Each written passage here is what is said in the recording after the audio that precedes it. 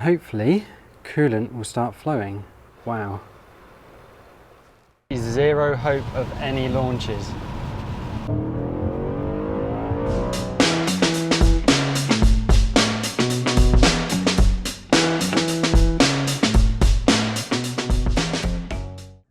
Hey, my name's Adam.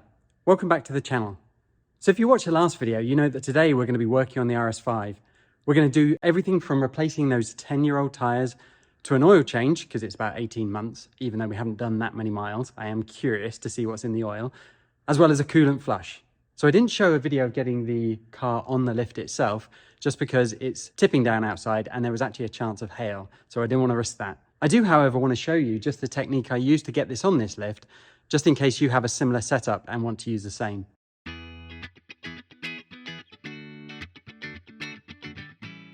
All right, so just like the LS4 RX8, I'm actually using go jacks here. And the reason being is that the lift itself is not low enough when it comes to getting under the car.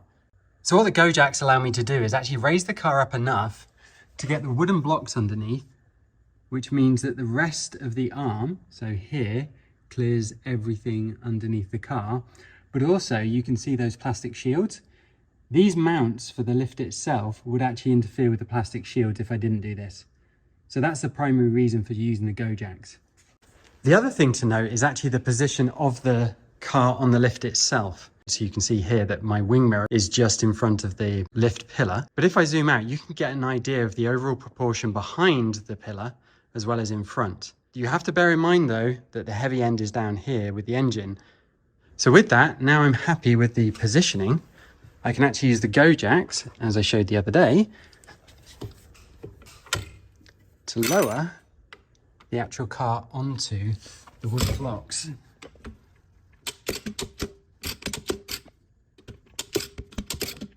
And then I can just check that there's no interference anywhere. But I think we're good.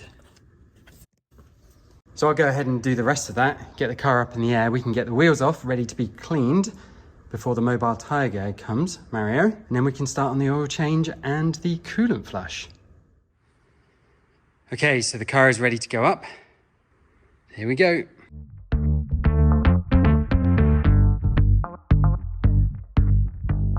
And just to show you how I know where to jack, Audi is pretty nice in terms of they put these little indicators on the side skirts here. So you can basically see that there's a cutout in the plastic, and that indicator means that the jacking points. Not all cars do that. Generally you look for a shape on the rail like this, but some cars you can't, like you have to jack on the subframe. So as you saw the other day, there are the new tyres and here are the old ones. Now they do feel hard, so that obviously is the biggest concern here. You know, you can compare this here to what we've got over here.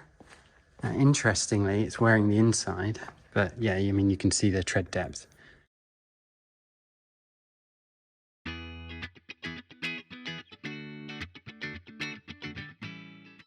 Check out the brake pad material on these wheels. This is one of the main reasons why I want to take the wheels off before the tyre guy comes and cleans them up, because I want to make sure that these are absolutely pristine before he gets here. You don't normally get a chance to clean a wheel inside and out, and here's my opportunity.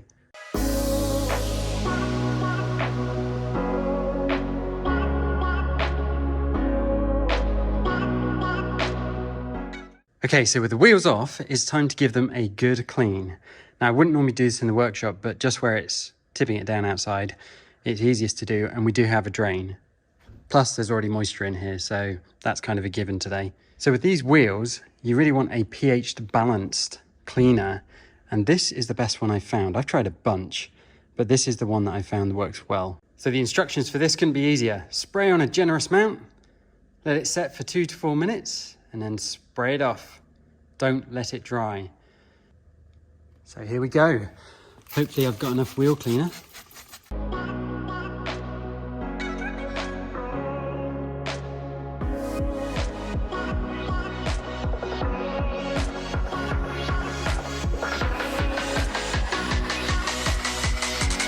So that was about a minute to do that side. Now the important side.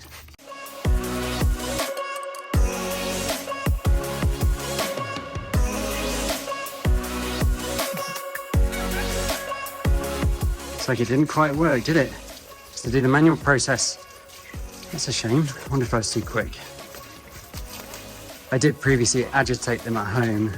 Today I haven't, just because it said not to. But maybe I should have just followed what I normally do. Oh, the back ones came up nice. See, this is what I was expecting.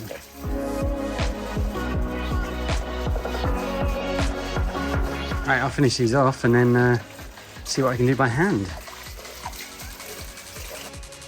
So it looks like it did work. It just needs agitating, as you can see here, because some of this stuff is absolutely caked on.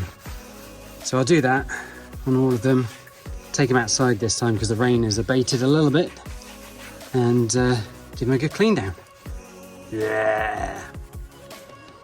It's very satisfying though, even though if it is horrible. Probably should put gloves on.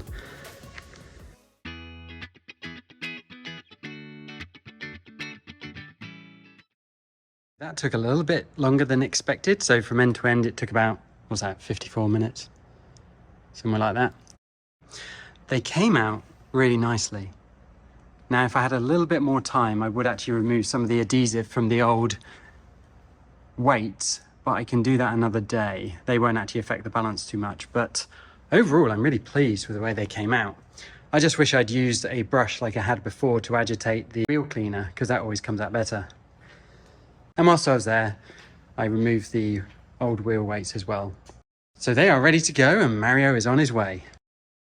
Time to get on with the oil change and the coolant flush.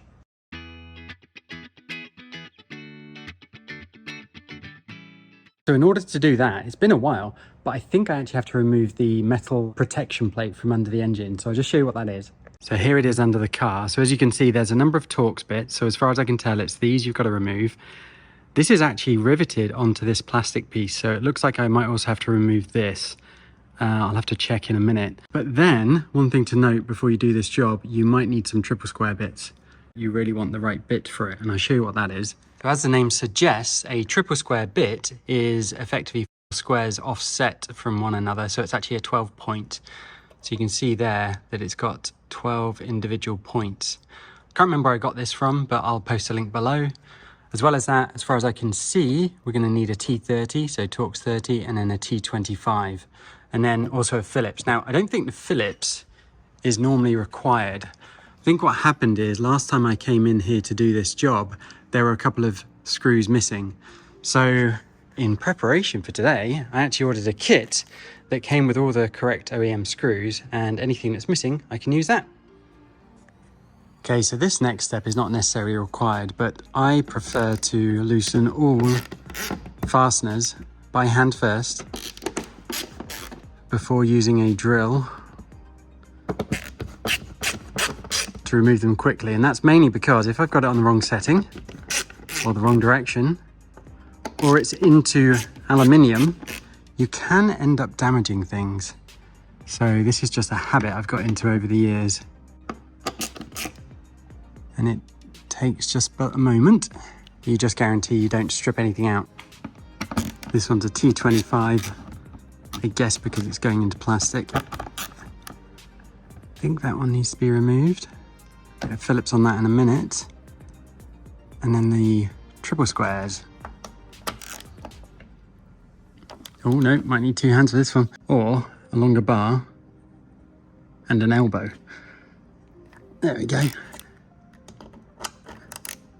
Perhaps if I take the bit with me.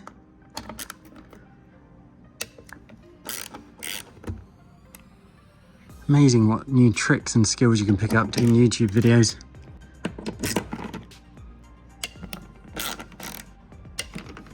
I think that's everything, but I am going to support that plate before I bring it down. And then of course you can hit these with a gun. Now, this is a mistake. I can't catch that one. Okay, so now I'm remembering. So as well as having to loosen this part here, which is all tied in, I actually have to remove this and undo these well, that one's missing, undo these over here in order to be able to get basically this out, and then this slides backwards. So I need to go ahead and do that. So I'll just show you on this side. There's one in the corner here. Looks like one is missing, so there would be another one there, and then 3 that go around there, as well as that one underneath, just there. But once these are removed, this panel in the corner should just pop down. You can see it start to fall. Hopefully it doesn't all fall, that would be embarrassing.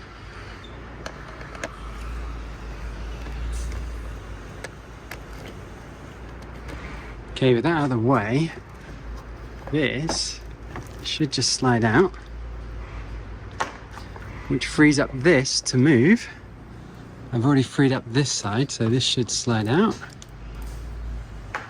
Good opportunity to clean. And then I think everything is good to completely slide out.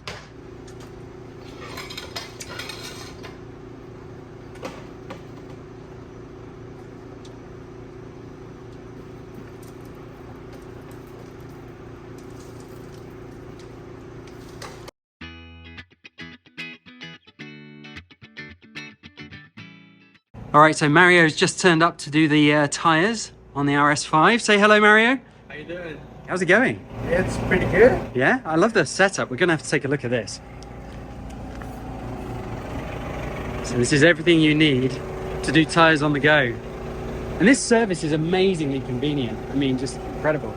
I mean, for people that work, you know, that they can't really take off some time from work, you know, it's very convenient, especially, you know, like you know, you don't want to lose time going to a shop. So like that, you know, we come to you and you get to do whatever you need to do and we get you rolling. Absolutely, that's awesome. So Mario, like I said in the last video, is the guy that did the tires on the M5. It's a fantastic setup.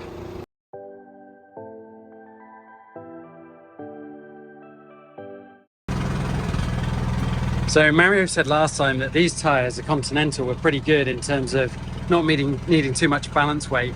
Look at that. This tire mounted to this wheel requires nothing. Nice work, sir. Nice work. Thank you.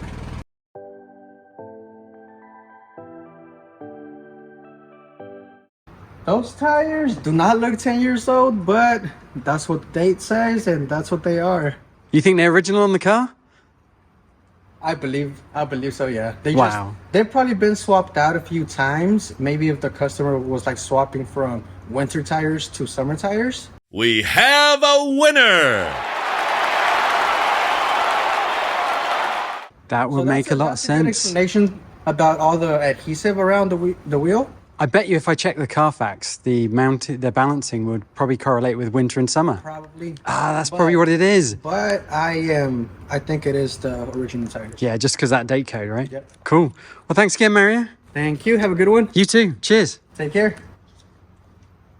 Check them out in KC. GoMobileTires.com. Don't they look amazing?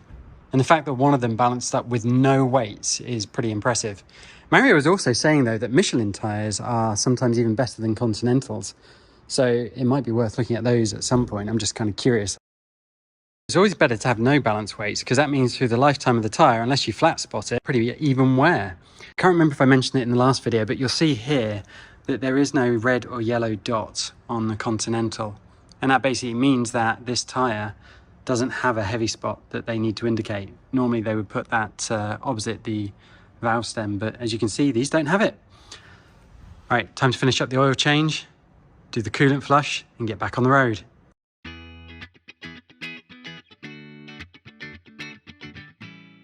The oil drain is actually a hex key, so it's an 8mm hex key, and it's pretty straightforward that you just need to undo it. However, I'm going to drain it into the filter as I always do. That just catches any particles, should there be any. There really shouldn't with this engine, the condition and the year.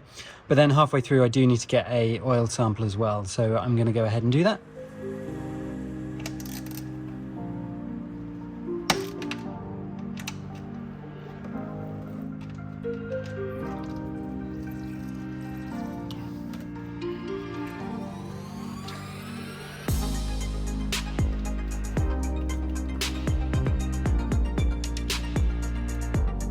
Of course, it's pointless if you don't get the oil through the filter, and there is a lot of it. This is a really awkward position. It's actually easier on your back or when you're stood up. At CLV, your oil looks really good. So I know it's only been, was it 18 months now? But that's 18 months that it's worth checking. Okay, so while that's continuing to drain, I've just come up here and loosened the oil filler cap.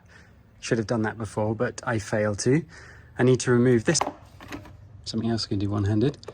But back there, down there, is where the oil filter housing is. And I think, if I remember correctly, that might be a, is it a 32mm? That looks a bit small for 32mm, but we'll see. All right, so the curse of having two places you work on vehicles is the 32mm is at home. However, 1.25 inches is the same size.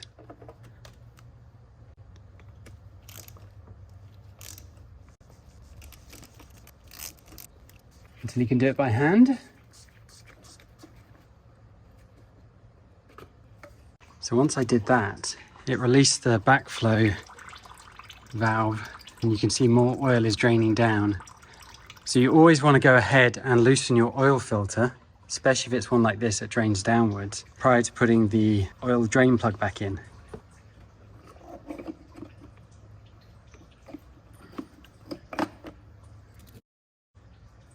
Not too bad. So this is the old filter. We're going to replace this gasket. That gasket comes on the new filter. Okay, so in order to replace the filter, you just yank this out, and it's pretty stiff.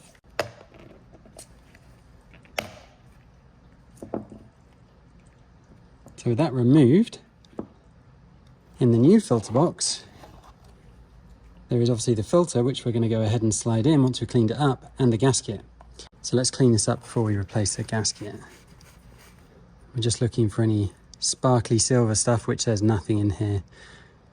The M5, you'd always get a little bit just on those rod bearings, but this, there's nothing, which is fantastic. With that cleaned up, very gently, we're just going to take a pick, and you want to be careful not to scratch the plastic. So you're just trying to slide the pick in between the rubber and gently go underneath it.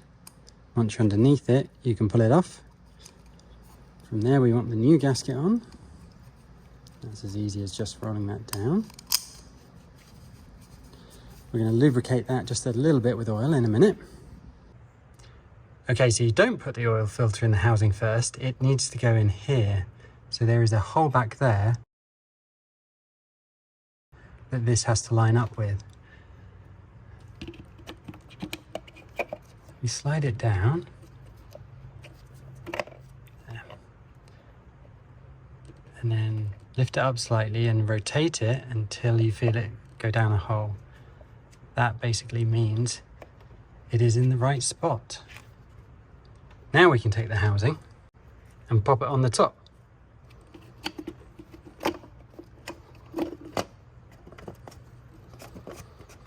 Like everything, start it by hand first to make sure it's not cross-threaded or anything. Like that feels. There we go. If you do it anti-clockwise first, you'll actually feel it settle and level. And then when you start to do it clockwise, it'll be in the thread. And that you can hear, that rubber just gently dragging down the exterior with that lubrication. Now on the top, it does actually say the torque, which in this case is 25 Newton meters.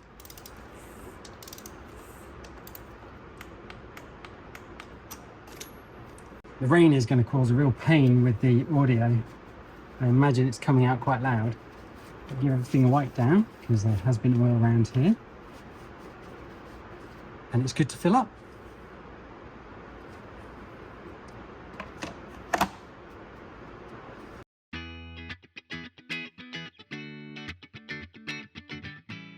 All right, so while I'm doing that, I'll let you take a look at what I was doing this morning. So this morning I had to register the bike.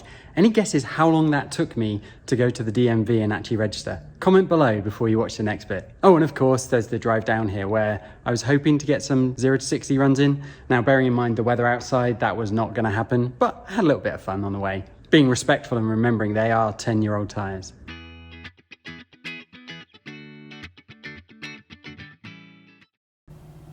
Okay, so this is Johnson County's online queueless system. And what I do is a couple of minutes before 7:30, which is when it opens, I keep refreshing the web page until I get the prompts to enter my telephone number. From there, I have to enter the telephone number as quickly as possible because that time basically puts you in the line behind or in front of other people. You can see here it came through and immediately said it was going to be 88 minutes, which I know is incorrect. So at this point, I jump in the car and head up to the actual DMV itself, letting it expire. The reason being is that you get 30 minutes once it's expired to be able to rejoin the line and you go straight to the top. 7:30 in the morning and heading to register the bike. It's winter, so it's already dark. So unfortunately, it's not a great morning to get 0 to 60 runs in the RS5 on 10-year-old tyres, which I was really hoping to do this morning before they get switched out this afternoon. So these cameras do a fantastic job capturing low light footage, but this is one side of the sky and this is the other. It looks grim.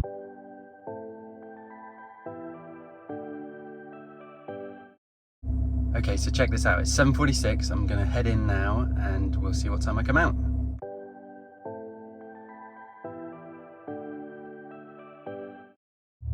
$7:59, so in and out in, what's that, 12 minutes?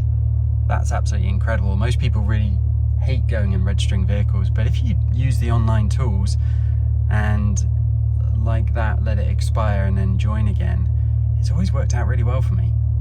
Right, time to go and have some fun with the RS5.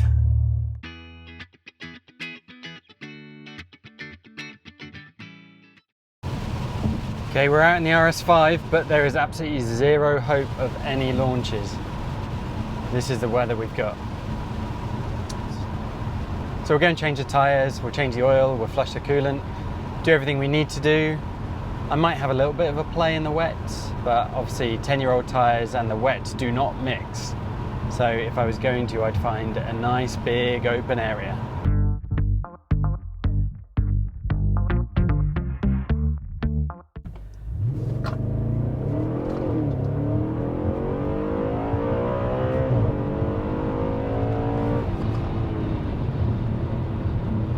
Okay, no launch control.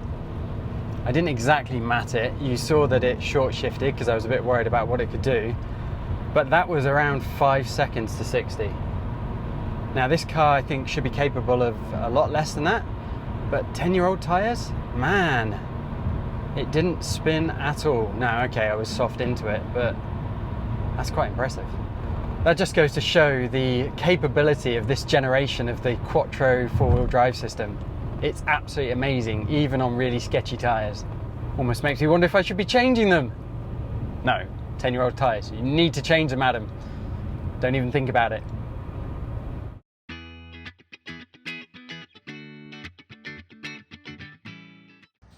So we're about 15-20 minutes in and it's just dripping now, so we're pretty much good. I can dry that off and put the drain plug in with a new gasket. Let's take a look at the filter. Filter the last little bit. The oil looks great. I mean, there is no metal in there. I'm not worried about any unusual wear. So I just dried it off a bit, and as you can see, there is nothing in there, which is great. There's no metal, so we're good.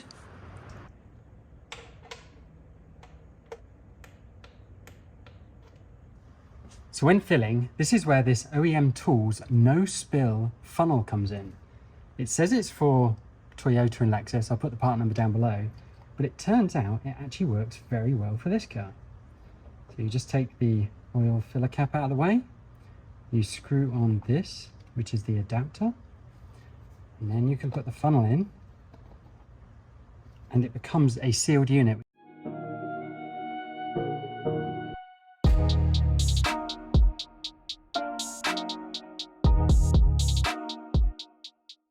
See, what did that take? No time at all. And you saw how quickly it drains through the funnel. It's really convenient.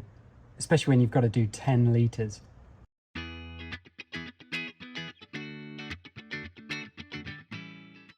So the next job then is the coolant. First thing I'm going to do is make sure there's no pressure in the system, which there is not. That is good, that means it's cool enough. And now we're going to get the car back up in the air and find out where the drains are. One of the drains is actually here, so that needs to be loosened, and this is a coolant pipe. The other one then is on the right hand side of the engine. Just up here you can see what's the thermostat housing, and on the end there is a screw, and that screw in there you release to again drain some more coolant, which is actually almost as low as the lower radiator hose, so there's still going to be some coolant in here we're not going to get out.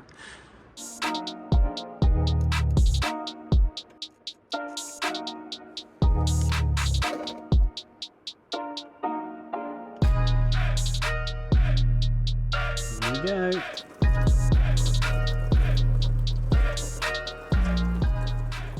A Phillips screwdriver on the end of a wobble extension to put the bit and the extension on first, and then put the socket handle on afterwards. Okay, so I got it.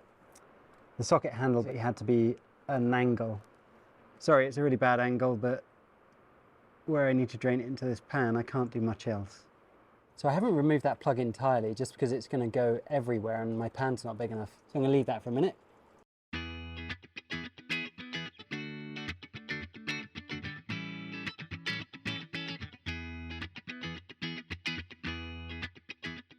Okay, so in order to fill the coolant, we're going to use this Schwaben air purge tool.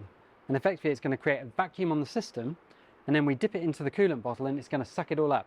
At least that's the plan. So first off, in the box, you actually have to find the right adapter. Now I've worked out that the 40mm adapter is the right one for this coolant tank.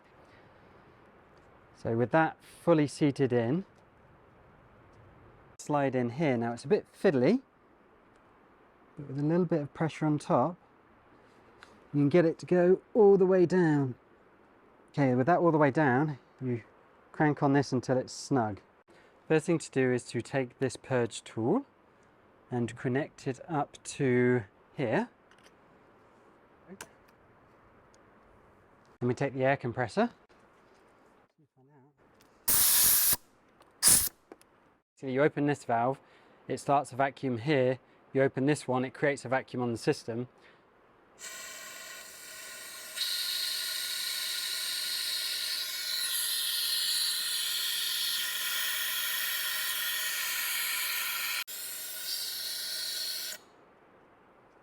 So it got up to negative 24 inches of mercury, which is a good vacuum. And now you have to watch it for 1 to 2 minutes to make sure there's no leaks in the system.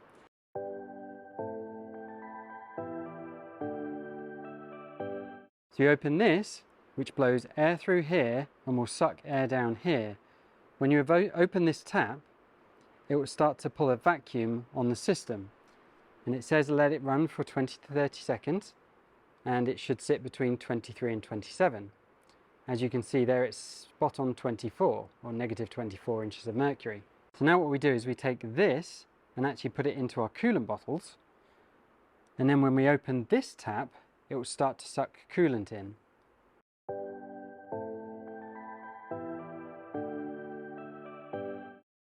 With it ready to go, got the coolant bottle up here. This is at the bottom. I'm going to keep an eye on the level there, but I've also got it that if it pulls, it's pulling in this direction, because then the weight will help it stabilize rather than sideways, which it will fall over. So I'm going to open this up and hopefully coolant will start flowing.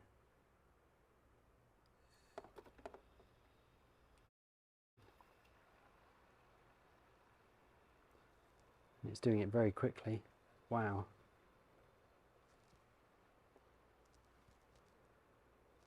I'm going to stop it there because we can't let any air enter. And I'm going to top this up. So that's fully topped up. Here we go again. Look how quickly it draws it in though. And this will ensure that there is no air bubbles in the system. That's the idea. I'm going to top it up again. I'm hoping this is the last time. And I'm hoping I've got enough coolant. It's a thirsty system, isn't it? I think we're really close, but I will top it up one last time. Moment of truth. This is all the coolant I have left. Let's see if it's going to work.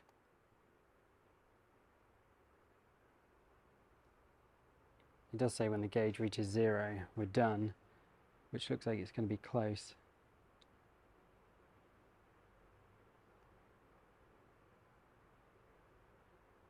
Okay, that should be a full coolant system. Moment of truth will be when I pull this out. Where is the level? Oh, look at that. Perfect. It's up there. So that should have got rid of all the air bubbles.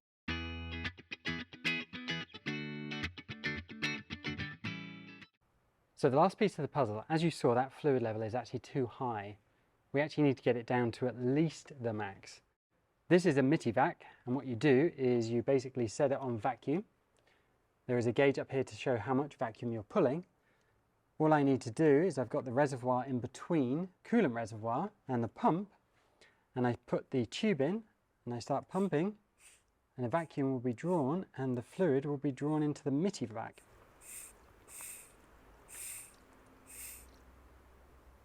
So once it's full, I need to empty this out.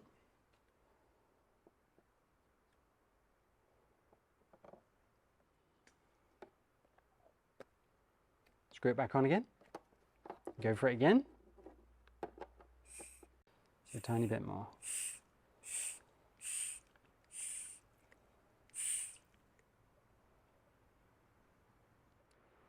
There we go, the fluid level is between max and min, that's why they're a different colour.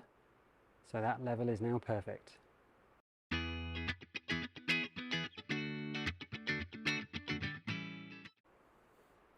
Time to put everything back together and get on the road. Check for leaks. Fire in the hull.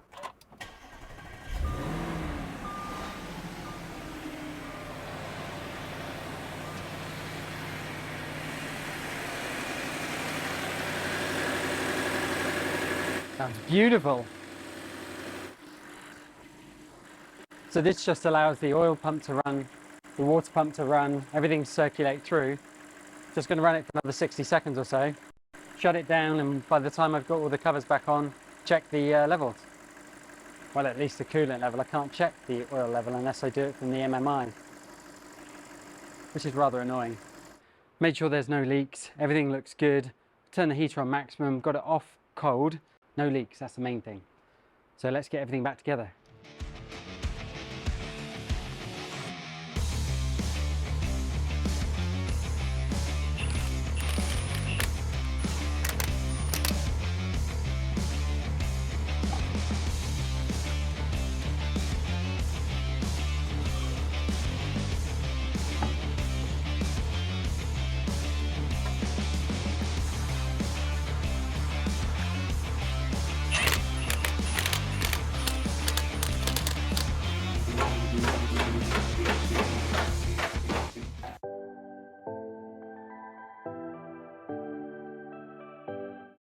There are 6 silver small T27s in the front, no, T30s in the front.